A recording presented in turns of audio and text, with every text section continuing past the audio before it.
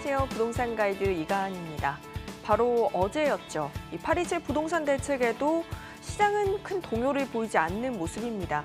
기존에 시행되던 지역에서 규제 지역을 확대하는 데 그쳤기 때문에 그 강도가 약하다라는 의견이 많은 상황인데요. 오히려 지금 시장에서는 부동산 불패에 대한 학습 효과 그리고 규제에 대한 내성이 커질 것이다라는 우려감도 나오고 있습니다. 실제로 8월 넷째 주 서울 집값이 전주보다 무려 2배 이상 늘었다고 하는데요. 쉽사리 꺾일 것 같지 않은 부동산 투자 열기. 저희와 함께 하시면서 성공 투자 비법 모두 다 챙겨가시길 바랄게요. 부동산 가이드 지금 바로 출발합니다.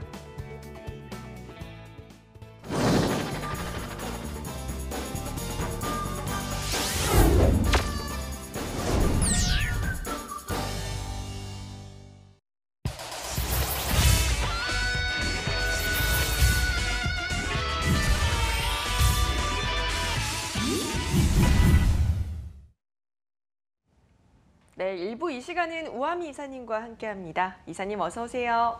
안녕하세요. 네, 여러분 저희가 전해드린 정보에 대해서 궁금증이 있다 혹은 부동산 투자에 대해 문의 있으신 분들께서는 바로 연락 주시기 바랍니다. 전화번호 02-2077-6356번이고요. 문자도 가능해요. 013-3366-8290번으로 바로 연락 주시기 바랄게요. 자, 오늘도 이사님께서 여러분을 위해서 또 투자 팁을 준비해 오셨다고 합니다. 이사님 어떤 내용인가요? 네, 오늘도 준비를 해왔는데요. 가장 궁금한 것, 집값이 되겠죠.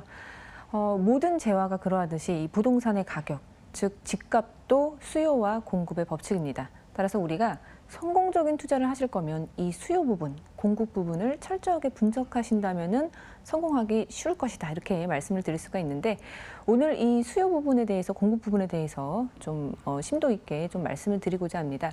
우리나라 이제 1, 2인 가구가 급증한다는 얘기는 많이 들어서 아실 겁니다. 그리고 또한 우리나라도 이제 고령화 사회에서 고령 사회로 접어들었다. 이렇게 얘기할 정도로 이 고령화가 많이 진행되고 있는데요. 이렇듯 소가족화 그리고 고령화, 이 커다란 두 가지 사회 현상에 대해서 말씀을 드리면서 이 인구 구조의 변화와 그리고 라이프 스타일의 변화, 그러니까 그 부동산의 수요층인 라이프 스타일의 변화, 그리고 그에 따른 주거 형태의 변화를 좀 살펴보도록 하겠습니다. 그리고 또한 이제 필요주택의 형태와 수요도 말씀을 드리겠고요. 마지막으로 이 세계 주요 도시에서 일어나고 있는 주택의 소형화 현상까지 이렇게 여러 시간에 걸쳐서 좀 말씀을 드리도록 하겠습니다. 일단 우리나라 1, 2인 가구 상당히 많이 이제 급증한다, 이렇게 많이 들어보셨을 텐데요. 어떻게 많아지는지, 어느 연령대가 많아지는지, 이 사람들이 어떤 생각을 가지고 있는지는 많이 접해보지 않았을 것입니다. 좀 그 부분도 이제 심도 있게 좀 말씀드리고자 하는데, 일단 기본적으로 이 부동산의 수요가 될 수 있는 가구 수를 한번 차근차근 이제 살펴보도록 하겠습니다.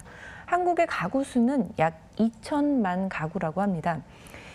근데 이제 이 2천만 가구가 이 전국에 골고루 분포가 되어 있는 것이 아니고 이 서울 그리고 경기도에 좀 집중이 돼서 분포가 되어 있습니다. 그리고 우리가 수도권이라고 부르는 이 서울과 인천, 경기도에 이제 거의 절반에 가까운 그런 가구가 거주를 하고 있다, 이렇게 볼 수 있겠는데요. 수도권에서만 거의 1,000만 가구, 즉 절반이 이 수도권에 거주를 하고 있다 보시면 되겠습니다. 이 자료는 이제 2016년 11월 1일 기준으로 이제 통계청에서 인구주택 총조사 이제 집계한 결과라고 이제 말씀을 드리겠고요. 또한 그 가구 절반 가까이 수도권에 거주하고 있는 이 가구는 그 가구 형태로 본다면은 어떻게 됐을까? 1인 가구가 28% 정도로 이제 굉장히 많은 부분을 차지하고 있다라고 하고요. 그리고 이제 18세 이하의 자녀 가구가 28.8%. 그리고 65세 이상 고령자 가구가 26.2%나 차지를 하고 있습니다. 특히나 여기서 좀 주목을 하셔야 될 게 고령자로만 이루어진 가구가 10%가 넘게 분포를 하고 있습니다. 즉 여기서 중요하게 보실 것이 1인 가구가 30% 정도, 즉 세 가구당 한 집이 1인 가구로 이제 많은 비중을 차지하고 있다, 이렇게 볼 수 있겠고, 또 고령자로만 이루어진 가구도 10% 넘게 그렇게 형성이 되어 있다, 이렇게 말씀을 드리겠습니다. 그러면 공급 측면에서 한번 말씀을 드리면 이 한국의 주택 수는 과연 몇만 채나 될까요? 1,700만 채라고 하는데요. 아까 말씀드렸지만 한국의 그 가구 수가 2천만 채 정도라고 하였습니다. 그렇기 때문에 이 차이인 300만 채는 동일한 주택에 같이 거주하는 것으로 생각해 볼 수 있겠습니다. 즉 공급이 모자라다 이렇게 볼 수 있겠습니다. 이 1,700만 채 중에서 아파트가 1,000만 채 정도를 차지하고 있는데요.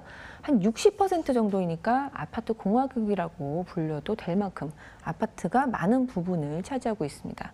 그 다음으로 차지하고 있는 것이 단독주택인데요. 단독주택이 한 400만 채 정도 차지를 하고 있고요. 그 외에 이제 연립 다세대 주택이 250만 채 정도 차지를 하고 있습니다. 그리고 또 빈집도 한 100만 채 정도 차지를 하고 있다. 이렇게 볼 수 있겠습니다.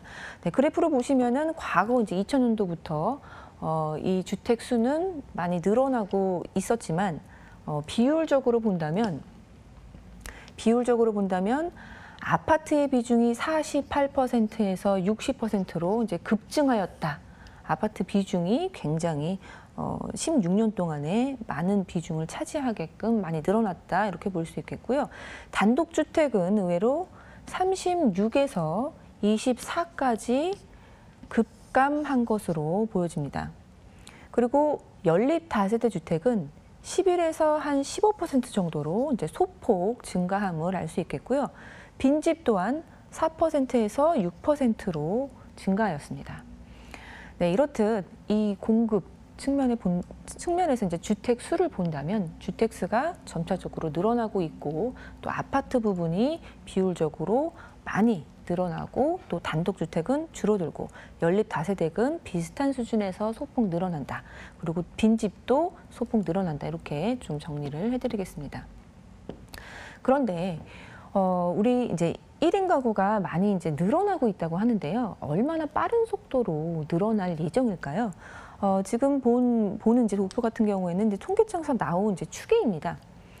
2030년 그 가구 원수별 이제 가구 추계를 보면 1, 2인 가구가 증가를 해서 2030년 정도 되면 1인 가구가 33.3%, 2인 가구가 32.2%로 증가한다고 합니다.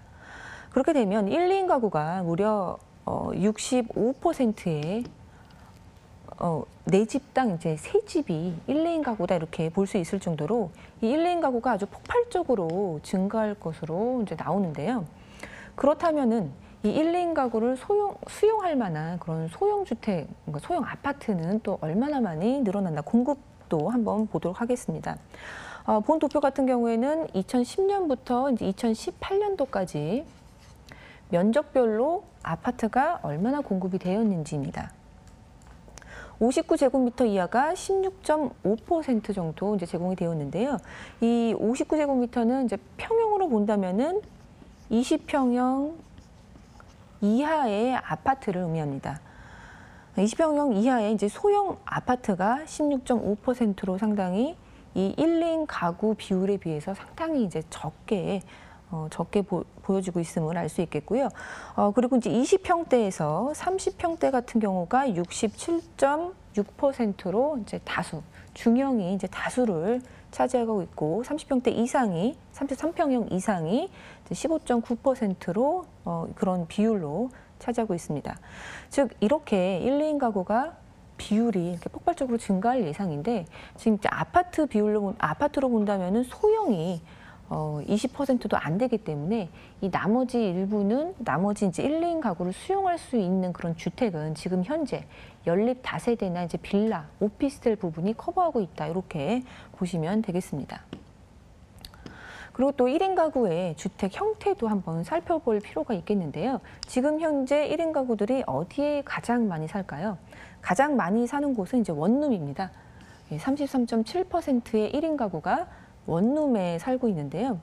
한 5평에서 10평의 원룸에 거주하는 형태가 이제 가장 대중적이다 이렇게 볼 수 있겠고 또 그 빌라 다세대 연립주택이 27.4%로 한 4분의 1 정도가 1 정도의 1인 가구가 이쪽 빌라 다세대에 거주한다 보실 수 있겠습니다.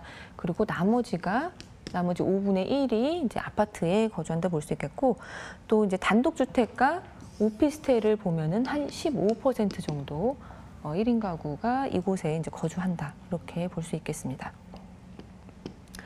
그러면은 이 1인 가구의 거주 평수도 한번 살펴보도록 하겠습니다. 1인 가구의 거주 평수는 15평 미만의 원룸이나 1.5룸, 투룸에 이제 거의 거주한다 볼 수 있겠는데, 네 채 중에 세 채, 그러니까 거의 대부분 이 15평 미만의 원룸, 1.5룸, 투룸에서 거주한다 보면 되겠습니다.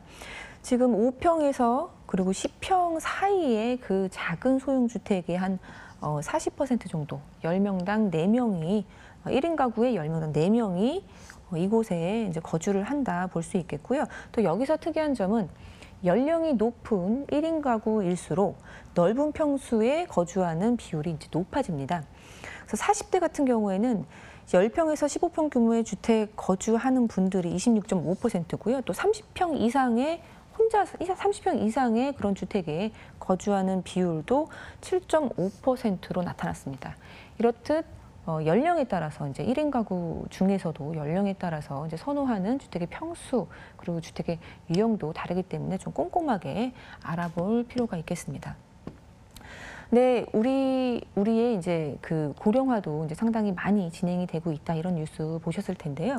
우리가 고령화, 그러니까 만 65세 이상의 그런 인구 비율이 증가하는 현상을 고령화 현상이라고 합니다. 이 고령화를 또 얘기할 때도 고령화 사회, 고령 사회 그리고 초고령 사회로 우리가 얘기를 하는데요. 고령화 사회 같은 경우에는 한 7%가 넘으면, 그러니까 65세 이상이 7%가 넘으면 우리가 고령화 사회라고 부르고, 14%가 넘으면 고령 사회, 그리고 20%가 넘으면 초고령 사회라고 이제 얘기를 하는데요. 우리나라의 이제 인구와 그리고 이제 고령화 비율까지 좀 살펴보면요.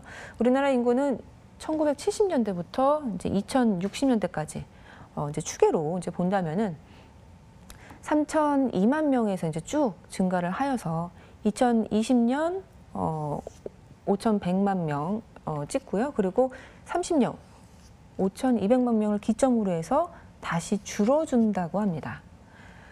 그 인구는 늘었다가 이제 주는 형태로 가고 있는데요. 여기에서 차지하고 있는 고령의 비율, 즉 65세 이상의 그런 인구 비율은 점차적으로 늘어난다고 합니다. 지금 2018년 14%가 넘었습니다. 지금 고령화 사회에서 고령 사회로 이제 진입을 했고요. 앞으로는 초고령 사회, 2026년에는 이제 고령 인구가 비율이 20%가 넘는 초고령 사회로 진입하면서 60년대는 10명 중에 4명이 65세 이상인 40%가 넘는 그런 초고령 사회로 간다고 합니다. 그렇기 때문에 이런 고령화에 대해서도 좀 꼼꼼히 따져볼 필요가 있겠는데요. 우리 고령화가 중요하게 좀 생각해야 될 부분이 이런 가설에도 있듯이 맨큐 와일 가설이라고 하는데, 그 고령화 그리고 그런 이제 많은 인구들이 이제 은퇴를 하게 되면은 주택 수요가 하락하게 되고 주택 가격이 큰 폭으로 떨어진다. 이런 가설이 좀 지배적으로 좀 있었습니다. 하지만 근데 실제로 이런 가설들이 나오고 나서도 한 10년, 20년간의 실증 분석을 해보면 실제로 이런 고령화가 아직까지는 영향을 이제 미치지 않는 것으로 나타나고 있는데, 그렇기 때문에 이런 고령화 사회에 대한 그런 주택 수요와 그런 공급도 좀 생각을 해볼 것으로 얘기를 해볼 수가 있겠습니다. 네, 그 고령화 사회가 또 우리 그 주택의 수요와 공급에 또 이제 많은 막대한 영향을 미치는 것으로 보여질 수 있겠는데요. 그 부분에 대해서는 다음 시간에 또 이어서 말씀드리도록 하겠습니다. 네, 이렇게 1, 2인 가구가 급증하고 있는데 이런 추세가 또 우리 주택 시장에는 어떤 영향을 미치는가까지 함께 확인해 봤습니다. 여러분, 이사님께서 지금 무료 세미나를 준비하고 계시다고 하는데요. 어떤 세미나인지 화면으로 만나볼게요. 네, 부동산 과연 지금 사도 되나라는 주제로 9월 1일 토요일 오후 1시 강남구 삼성동 영상빌딩 5층에서 무료 세미나가 열립니다. 예약 필수니까요. 02-2077-6356번으로 문의 주세요.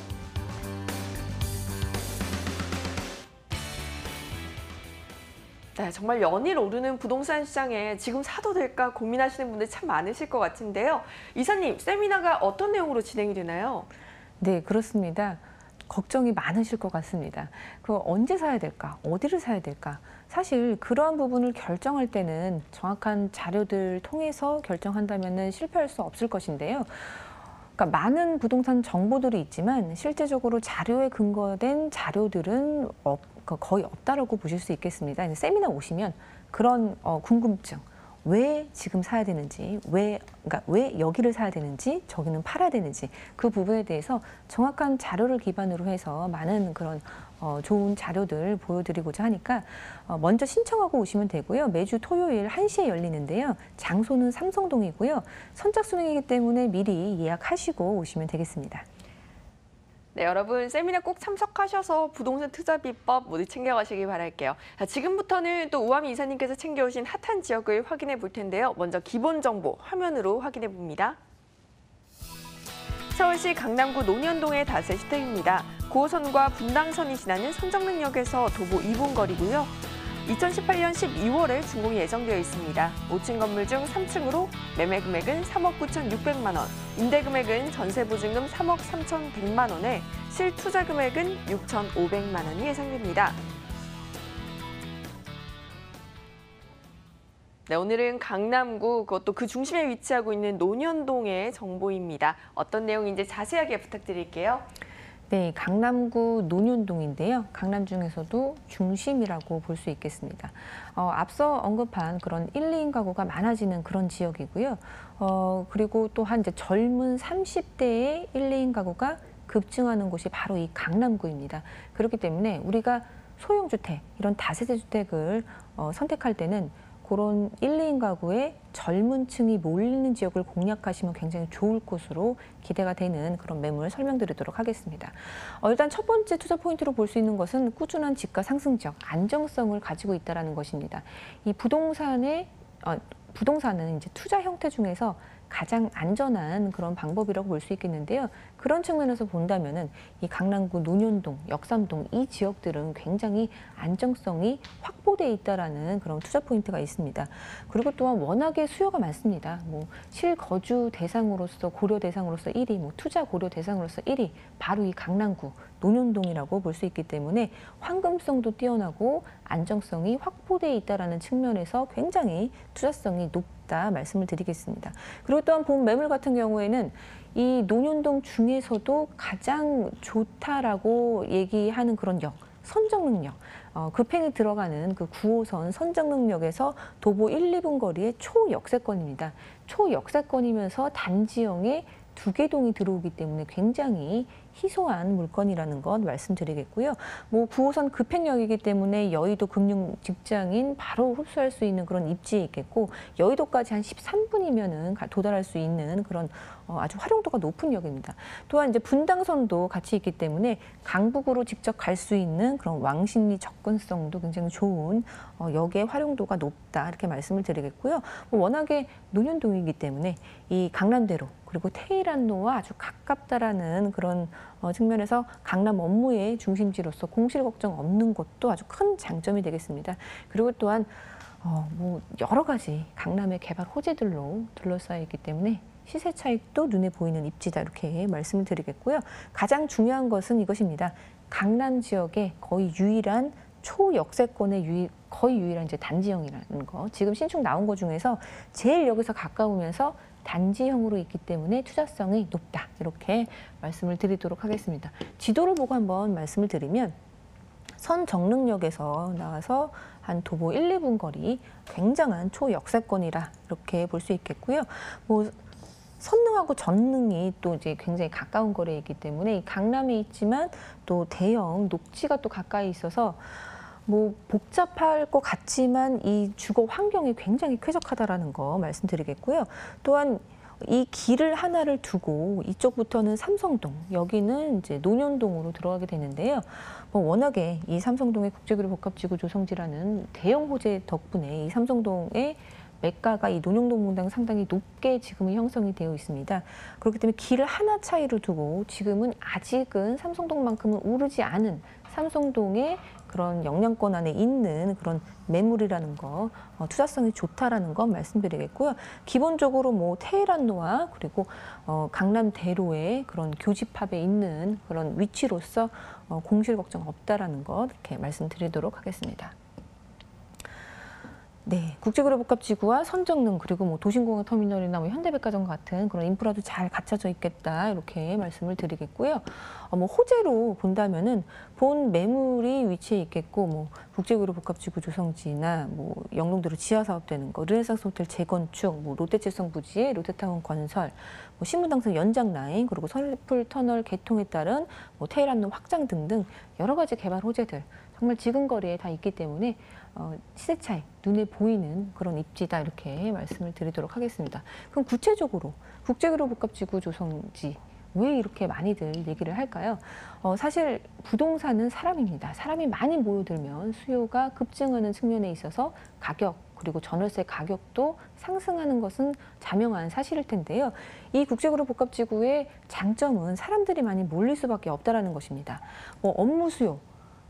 그 105층짜리 초대형 또 업무단지이기 때문에 한 3만 명 정도의 업무 수요도 생길 것이고요. 또한 국가적인 컨벤션 사업, 마이스 산업단지도 이 두 곳을 거점으로 해서 대대적으로 이제 펼쳐질 예정이기 때문에 굉장한 유동인구 그리고 유동인구에 따른 그런 인근에 뭐 거주하는 인원도 증가할 수 있다 이렇게 볼 수 있겠고 또한 많은 인구들이 들어오기 때문에 교통 호재까지도 동반이 되는데 이것이 뭐 지역적인 교통 호재뿐만 아니라 전국으로 이어지는 뭐 GTX A노선, C노선, KTX까지 대단한 그런 교통 호재도 동반이 되기 때문에 인근의 초소형 주택의 가격이 오를 것으로 기대가 된다. 그래서 본 매물이 굉장히 투자성이 좋다 이렇게 말씀을 드리겠고요. 또한 이 영동대로 지하 사업 같은 경우에는 지금 현재 인원이 5만 명인데 나중에는 뭐 18만 명까지도 굉장한 많은 사람들이 몰려들겠다 이렇게 말씀을 드리겠습니다. 또한 르네상스 호텔 같은 경우 재건축 같은 경우에도 업무 수요가 늘어나는 측면에서도 큰 장점이 될 수 있겠고요. 또 신분당선 연장 라인도 추가적인 집가 상승 기대를 해볼 수가 있겠습니다. 2018년 12월에 준공 예정으로 지금 한창 공사 중에 있고요. 두 개 동의 단지형입니다. 투룸 구조이고 풀옵션이고요. 또 여기서 특이한 점은 이제 13.5평의 기본적인 강남의 투룸보다 좀 넓다라는 거, 좀 넓게 활용할 수 있다라는 거 말씀드리겠고요. 풀옵션으로 뭐 세세하게 잘 이제 옵션이 형성이 되어 있다 말씀드리겠습니다. 매매 금액이 3억 9,600만 원 되겠습니다. 전세 보증금 같은 경우에는 3억 3,100만 원 정도이기 때문에 전세 활용하셔서 임대사업자 내시면서 절세 효과까지도 보신다면은 6,500만 원으로 이 강남의 한복판 안정성과 황금성이 확보된 그런 강남 물건 투자할 수 있겠다 이렇게 정리를 해드리겠습니다. 네, 정말 절대 꺾이지 않는 지역 중 하나라고 생각을 합니다. 강남구 논현동에 위치한 지금 다세 주택 정보 확인해 봤는데요. 오늘 생생부동산 클리닉 준비한 소식은 여기까지입니다. 함께해 주신 위버라인 우아미 이사님 말씀 고맙습니다. 감사합니다.